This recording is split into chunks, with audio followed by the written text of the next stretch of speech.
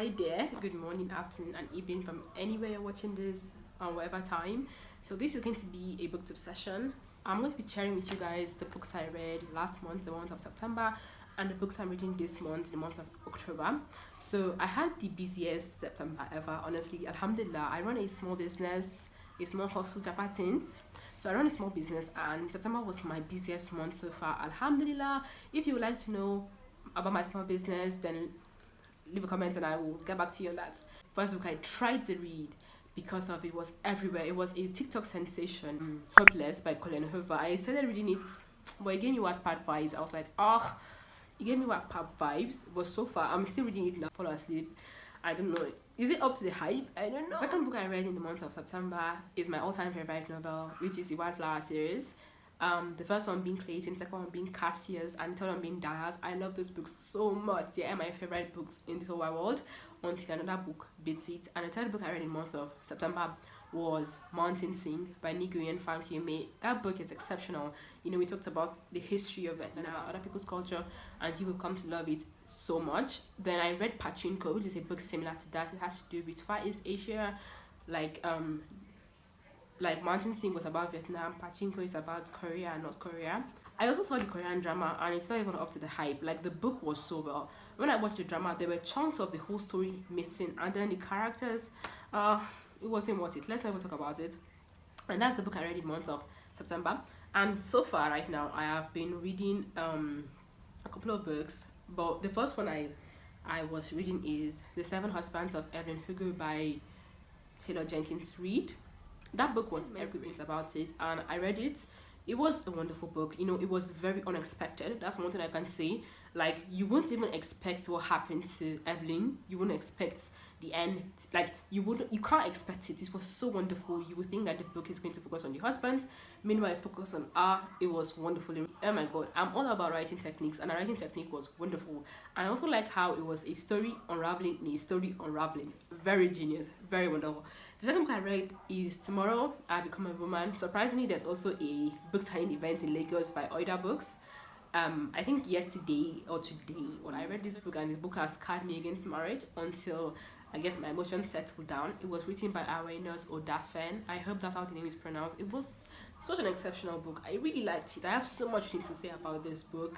It is the book of the month in the book club I'm a member of, which is the Indulgence Bibliophile. The other book I read is Not My Time to Die by Yolan Mukagasana. Wonderful book. I'm all about history. I'm somebody who is passionate about history, humanity, the global community at large. And this book was such a favorite of mine. It was recommended to me by Nello. She wrote this book alongside someone called Patrick May, and it was translated from French. This book was originally written in French. It was translated by Zoe Nordridge.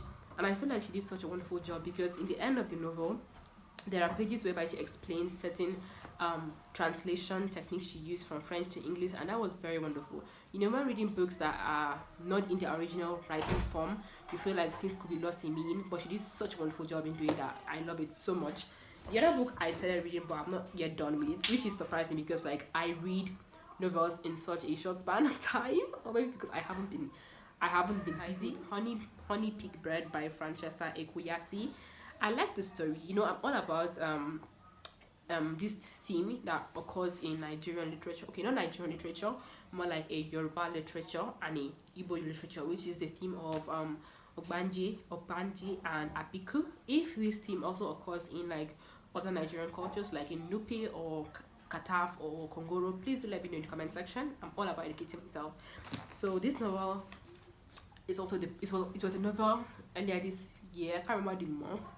In the book club I am, which I said is the Indulgent Bibliophile. It was the book of the month, and I couldn't get it because I live in Kaduna and there are no bookstores here.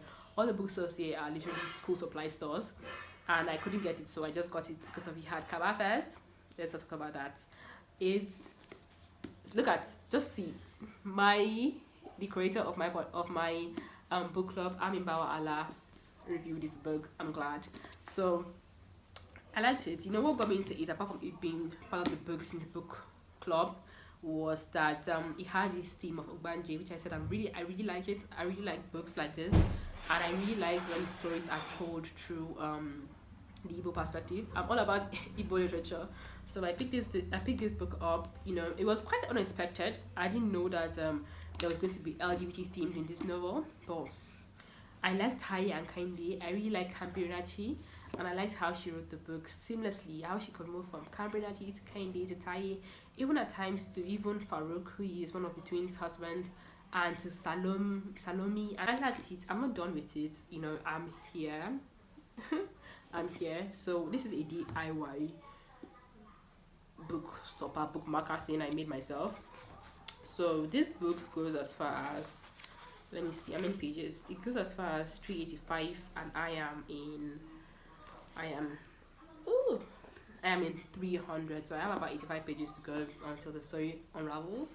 So far my favorite character is Kampinachi. I feel like she took motherhood very subtle, not too serious, but serious. I like how she loved her children, loving them, how she's currently loving them, and how she can be herself and be her.